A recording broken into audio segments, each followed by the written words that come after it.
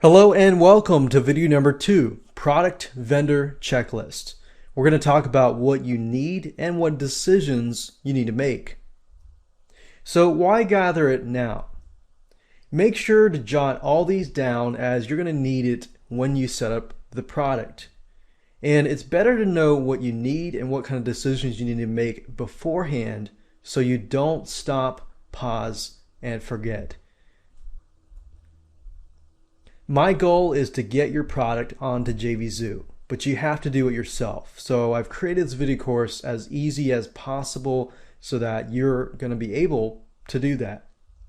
So let's talk about product files. I talked briefly about this earlier. You're going to need, of course, a sales page, a thank you page, content files, whatever that might be, videos, PDFs, reports, ebooks, and so forth. You're going to need those in hand. Now let's talk about the checklist. You're going to need to know the launch date and the time. Now, when you set up your product onto JVZoo, you can set it up to go live at any given day.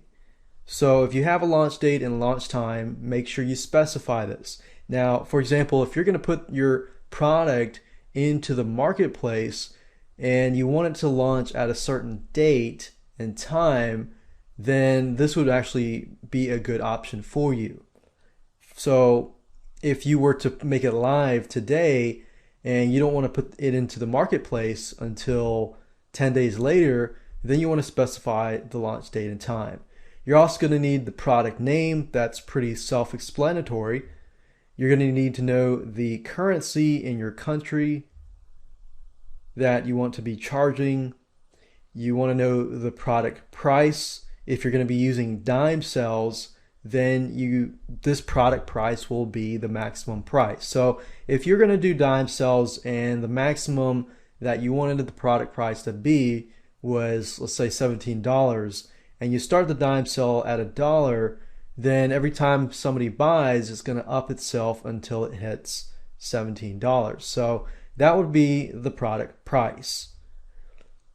And this is the same with recurring products, one-time products, and so forth. Commission percentage for affiliate program is basically what do you want to give people in terms of the percentage for your affiliate program. So if I sell your product and your product is $100 and you give 50%, then I get $50.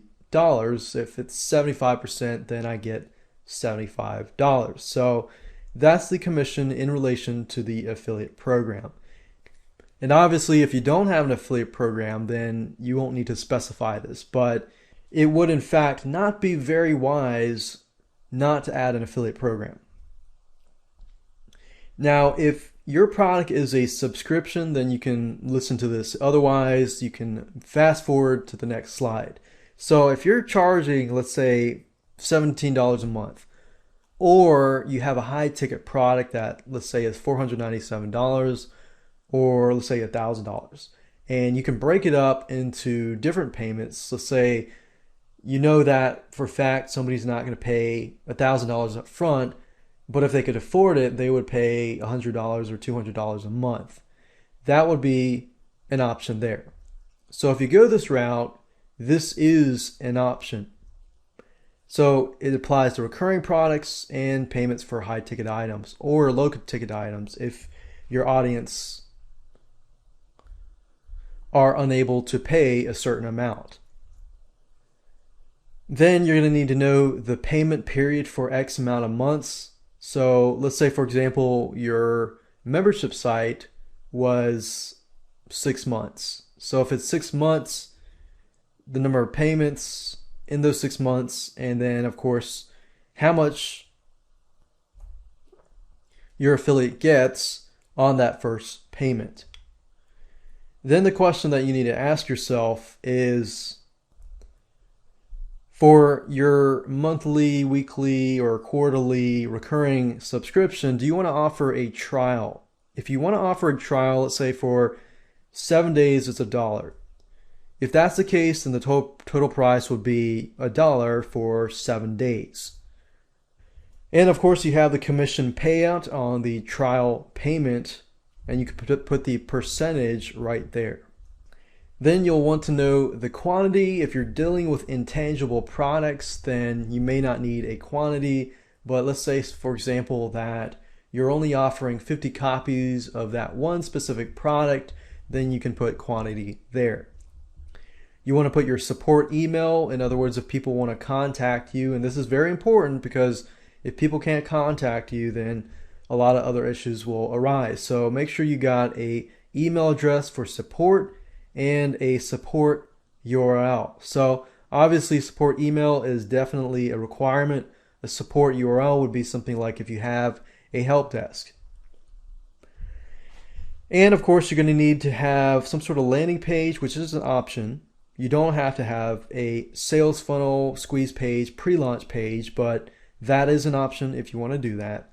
Otherwise, if you leave that blank, it'll default to the sales page URL. And of course, if your sales page is on the warriorforum.com as a Warrior special offer, Warrior Forum tends to go down or lags a lot. So if your site, your website, your sales page lags, then you're going to lose sales. So if it is on the Warrior Forum, then you can also include a optional sales page, which is a really, really cool feature. You're also going to need to specify the delivery method. You have two choices in this case. You can either upload your files to JVZoo if your product is small in size, or you can have your own thank you page.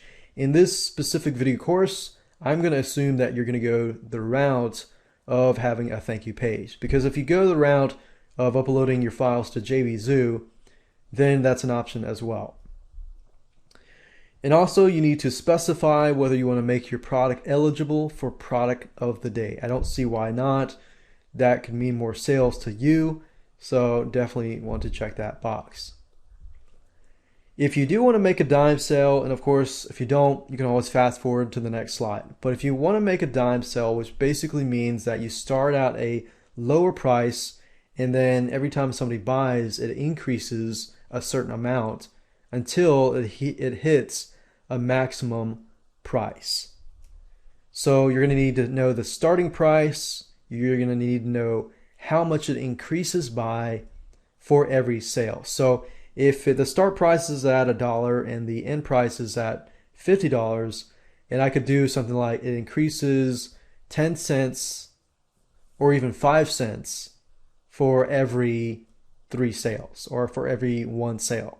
And that's all you need to know. So what I would recommend that you go ahead and do is to jot down everything, make all the decisions in advance so that when we begin to set it up on JVZoo, you're ready to go, and this will not be any roadblock whatsoever, and this will definitely help you get it on to the JVZoo platform immediately.